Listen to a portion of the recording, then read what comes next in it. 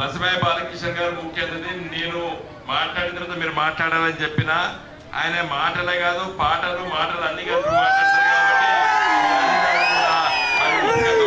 వినాలని చెప్పి నేను తెలియజేస్తున్నాను.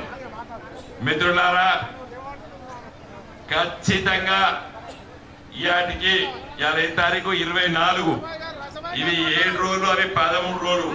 ఖచ్చితంగా 20వ రోజు మనం ఓట్లు వేయబోతున్నాం. ఖచ్చితంగా 20వ రోజు ఓట్లేసి ఇప్పటి వరకు ఇంటికి వచ్చేద్దాం. ఎవరి సంగతి ఏదో తేలిపోతుంది సాయంకాలం వరకు.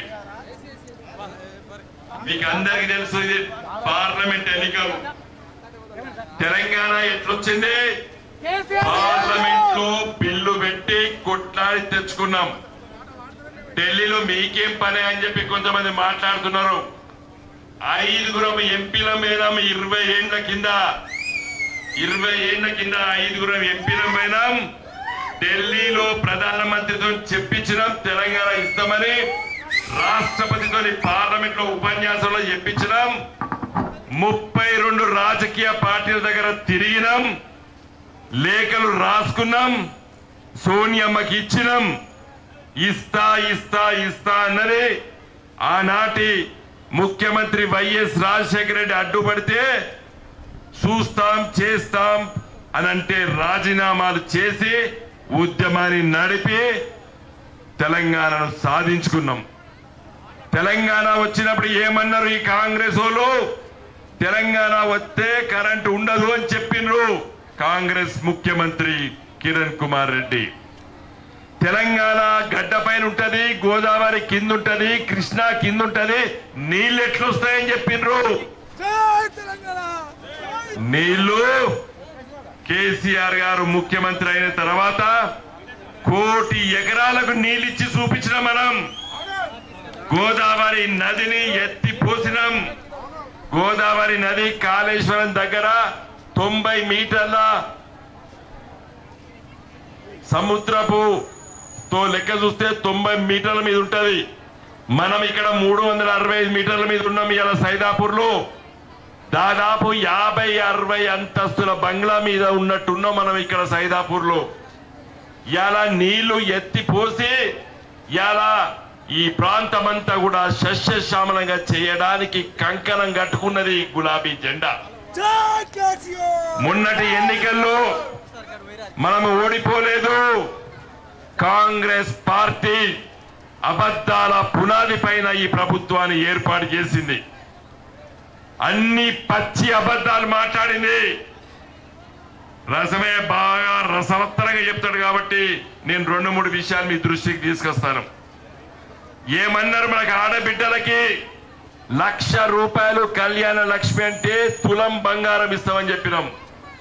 మనం ఇంటికాడికి 1,00,000 రూపాయలు కట్టబట్టుకొని పోయి 1 తులం బంగారం చేతిలో పట్టుకపోతే మన చెల్లెను మన భార్య ఏది ముట్టుకుంటది? తులం బంగారమే ముట్టుకుంటది. ఆడోళ్ళకు కొంచెం ఆసక్తి ఉంటది, ఇష్టం ఉంటది. దానిపైన దెబ్బ కొట్టిండు రేవంత్ రెడ్డి. ఇలా ఇచ్చిండా తులం బంగారము? ఇచ్చిండా తులం బంగారము? ఇవ్వలేదు. రైతులకి 500 రూపాయలు క్వింటాల్కి బోనస్ ఇస్తానడు. 2,200 రూపాయలు ఇవాళ కనీస మద్దతు ధర. ఆఖరికి కనీస మద్దతు ధర కన్నా కొండ్ర బిడ్డ అని చెప్పి ఇలా రైతులు కళ్ళల కాడికి పోతే ఇలా బస్తాలు లేవు. రైతు మన రైస్ మిల్లు దగ్గర జాగలేదని చెప్పి కొనడం లేదు. రేవంత్ రెడ్డి ఏమంటాడు? ప్రజలు మోసపోవడానికి సిద్ధంగా ఉన్నారు, నేను మోసం చేస్తా అంటాడు. ఇలాంటి ముఖ్యమంత్రిని ప్రపంచంలో చూడలేదు. ఇలాంటి రాజకీయ నాయకుని ప్రజలు మోసపోవడానికి సిద్ధంగా ఉన్నారట. నేను మోసం చేస్తా అంటాడు, గర్వంగా చెప్తాడు. మీరు చూసినా చూడలేదా? యూట్యూబ్ ఛానల్ చూసింది కదా, వాట్సాప్ లో చూసింది కదా. అంటే ప్రజల్ని గంట కించపరిచినట్టు మాట్లాడతాడు. ప్రజలు మోసపోవడానికి సిద్ధంగా ఉన్నారు, నేను మోసం చేస్తా అంటాడు. ఇలా మళ్ళీ ఏం చెప్తాడు? 15 ఆగస్టుకి ఇస్తా అంటాడు, 15 ఆగస్టుకి ఇస్తా అంటాడు. నేను చెప్తున్నా రాసి పెట్టుకోండి. 16వ తారీఖు నాడు ఏమంటాడు తెలిసిన? 26వ జనవరికి ఇంత పో అంటాడు. ఎందుకంటే ఆయన చెప్పిన నేను మోసం చేస్తా అన్నా మీరు మోసపోండి అంటాడు. ఇలాంటి ముఖ్యమంత్రి మనకు అవసరమా? ఇలాంటి ముఖ్యమంత్రికి అవసరమా?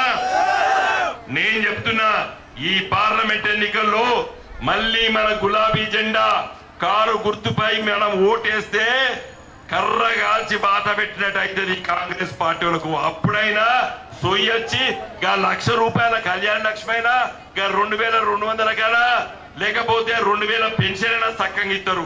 లేకపోతే అది కూడా ఇవ్వని పరిస్థితి ఉన్నది. చచ్చిపోతే రైతు బీమా 5 లక్షలు మనం కట్టినాము, ఇప్పుడు కడతలేడు. గత 5-7 సంవత్సరాల నుంచి రైతులు చనిపోతే దురదృష్టవశాత్తు మనం 5 లక్షల రూపాయలు ఇచ్చినాం. ఇవాళ అది కూడా మరి ఎల్ఐసికి కట్టే పరిస్థితి లేదు ఈ ప్రభుత్వం. అందుకే మిత్రులారా, మన గ్రామీణ ప్రాంతాల్లో ఇక్కడ ఉన్నటువంటి అక్క చెల్లెలు అన్నదమ్మలు పిల్లలందరూ కూడా చాలా మంది వచ్చిండ్రు.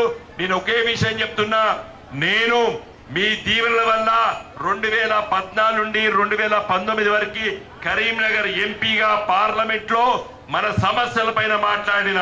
ఇంతకుముందు మన మిత్రుడు సీను చెప్పినట్టు 106 సార్ల పార్లమెంట్ లో మాట్లాడిన, 554 ప్రశ్నలు అడిగిన, కరీంనగర్ తో పాటు రాష్ట్రంలో ఉన్నటువంటి సమస్యలు మాట్లాడి మోడీ గారి ప్రభుత్వం దగ్గర మనం ఎన్నో సాధించుకున్నాం. ఇలా కరీంనగర్ నుండి వరంగల్ పోయేటువంటి జాతీయ రహదారి ఇలా నేను ఎంబడబడి సర్వే చేయించి ఇంజనీరింగ్ అధికారులు తిప్పించి ఆ రోడ్డు వేయించిన. కరీంనగర్ నుండి హైదరాబాద్ వరకు రైల్వే లైన్ ఎంబడబడ్డా ఇలా దాదాపు ఇలా సిద్దిపేట వరకు రైలు వచ్చింది. నేను మళ్ళీ గట్టిగా కొట్లాడినా ఇలా కాజీపేట నుండి మన హుజురాబాద్ మీదకెళ్ళి శంకరపట్ట మీదకెళ్ళి మన మానకొండ మీదకెళ్ళి కరీంనగర్ రైల్వే లైన్ సర్వే చేయించిన. ఇది ఉండాలి. ఎంపీ అనేవాడు ఏం చేయాలి? ఢిల్లీలో కూర్చోవాలి, ప్రజల సమస్యలు పరిష్కారం కోసం ప్రయత్నం చేయాలి. మరి బండి సంజయ్ గారు 5 ఏళ్ల లోపల ₹5 పని కూడా చేయలేదు. ఛాలెంజ్ చేస్తున్నాయి ఇలా సైదాపూర్ మండల కేంద్రం నుండి. చెబితే నేను ఇట్లా అక్కడ ఇక్కడ ఈ గత 4 నెలల నుంచి మాట్లాడుతుంటే మన ఎన్నికల ముందు ఊర్లల్లో పోస్టర్లు ఇప్పించిండు. మీరు అందరు కూడా చూసిండ్రు మీ ఊర్లో పోస్టర్, మోడీ గారి పోస్టర్. ఆయనది ఏం చెప్తాడు? అంగనివాడికి పాలు గుడ్లు నేనిచ్చిన అంటాడు. ఏమో మనం ముట్టక ముందు, మన తల్లి ముట్టక ముందు చెప్తారు కదా అంగన్వాడి, అది నేనిచ్చిన అని చెప్తాడు. 100 రోజుల పని నేను చేసిన, గిన్ని కోట్లు ఇచ్చిన, సైదాపూర్ కు 90 కోట్లు ఇచ్చిన, ఇక్కడ 60 కోట్లు ఇచ్చిన అని చెప్పి రాసుకొని ఊరిలో అతికించిండు. ఈ పని దినాలు 18 సంవత్సరాల చెల్లున్నాయి. 100 రోజుల పని దినాలు పోయినటువంటి కార్మికులు కూడా ఇక్కడ చాలా మంది ఉండొచ్చు. ఈయన తీసుకొచ్చిన స్కీమ్ అది 18 ఏళ్లకే చెల్లినది మన దేశంలో. అది నేను తెచ్చిన అని చెప్తాడు. ఎందుకంటే ఆయన చెప్పడానికి ఒక్క పని కూడా లేదు. ఏమైనా గుడి అంటాడు. నేను చెప్తున్నా, బండి సంజయ్ గారు గుడిదే లేదు, బడిదే లేదు, నేను తెచ్చిన గుడి. ఇలా కరీంనగర్ లో తిరుమల తిరుపతి దేవస్థానాన్ని 50 కోట్లతోని ఇలా కరీంనగర్ నగరంలో టీటీడీ తిరుమల తిరుపతి దేవస్థానం వాళ్ళతో కట్టిస్తున్నాం. కొండగట్టు దేవస్థానానికి 334 ఎకరాల భూమి, ప్రభుత్వ భూమిని ఇలా కొండగట్టు ఆంజనేయ స్వామి దేవాలయానికి అప్పచెప్పించిన, ముఖ్యమంత్రి కేసీఆర్ గారిని ఒప్పించిన. ఇలా బ్రహ్మాండంగా ఇవాళ కాకుండా రేపైనా ఎల్లుండైనా తిరుమల తిరుపతి దేవస్థానం ఎట్లయితే గుట్టపైన అంత గొప్పగా ఉన్నదో అలాంటి మహానగరం కొండగట్టులో కావాలని చెప్పిన. ఒక గిరి ఉంటది, ఒక గిరి పనిచేసేటువంటి ఉంటది. మిత్రులారా, నేను ఒకే విషయం చెప్తున్నా, ఇక్కడికి వచ్చినటువంటి ఆడబిడ్డలకి ఈ ఢిల్లీ ఎన్నికలు, పార్లమెంట్ ఎన్నికలు చాలా ముఖ్యం. మన రాష్ట్రం కోసం, మన ప్రాంతం కోసం ఆడ మాట్లాడవలసిన అవసరం ఉంటుంది, కొట్లాడవలసిన అవసరం ఉంటుంది. కాబట్టి దయచేసి ఈ ఎన్నిక చాలా ప్రాముఖ్యత. ఈ రాష్ట్రంలో కూడా కాంగ్రెస్ పార్టీకి కర్ర కాల్చి వాత పెట్టాలంటే కూడా మళ్ళీ ప్రజలు గులాబీ జెండా వైపు చూస్తున్నారు. కేసీఆర్ ముందుకు వస్తాడు, వినోద్ కుమార్ ప్రశ్నిస్తాడు, సతీష్ గారు ఎంబడబడతాడు, రసమే బ్రహ్మాండంగా పాటలు పాడతాడు, మా ప్రభాకర్ గొంతు తీసుకొని మాడతాడు అనేటువంటి విషయాన్ని ఇవాళ ఇక్కడ గెలిచినటువంటి ఎమ్మెల్యే గాని ఆడ రేవంత్ రెడ్డి గారికి వాళ్ళకందరు కూడా, మరి నేను చెప్తున్నా, రేవంత్ రెడ్డి గారికి చాలా సందర్భాల్లో చెప్పిన, నేను మంచిగా మాట్లాడవయ్యా, ఆలోచించి మాట్లాడవయ్య అంటే రోజు గదే మాట్లాడతాడు. కత్తెర పెట్టుకుంటాడు జేబులా. కత్తెర ఎవరు పెట్టుకుంటారా జేబులా? ఎవరు పెట్టుకుంటారు? మేడల పేగులు ఎవడేసుకుంటాడు? చెడ్డీలు ఎవడిపుతాడు? ఒక అలాంటి మాటలు మాట్లాడతాడు. ఇవాళ కూడా చెప్తాడు కేసీఆర్ ఊరేసుకోవాలట. ఎక్కడ? గజ్వేల్లట. ఇప్పుడే మాట్లాడి ఎక్కడ నాలాగా బహిరంగ సభలో మాట్లాడి ఇప్పుడే చూస్తా. నాకు చాలా బాధేసింది. తెలంగాణ సాధించి కొట్లాడి తెలంగాణ రాష్ట్రాన్ని తీసుకొచ్చి తెలంగాణ గర్వపడే విధంగా చేసి 24 గంటల కరెంటు తీసుకొచ్చి 1 కోటి ఎకరాలకు నీళ్ళు ఇచ్చినటువంటి ఒక మహా నాయకుడిని ఆ విధంగా మాట్లాడదాం మిస్టర్ రేవంత్ రెడ్డి.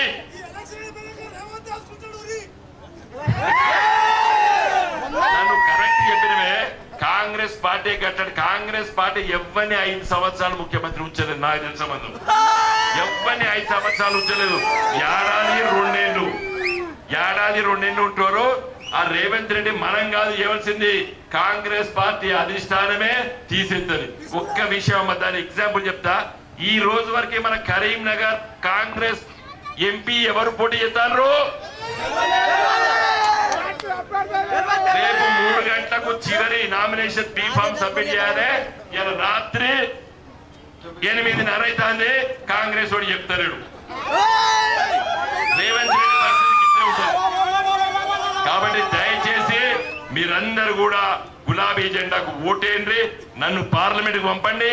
24 గంటలు మీ దగ్గర ఉండి మీ సమస్యలు పరిష్కారం చేస్తూ తెలంగాణ రాష్ట్రాన్ని గర్వపడే విధంగా మన కరీంనగర్ పార్లమెంట్ నియోజకవర్గం అభివృద్ధి చెందే విధంగా నేను చేస్తాను.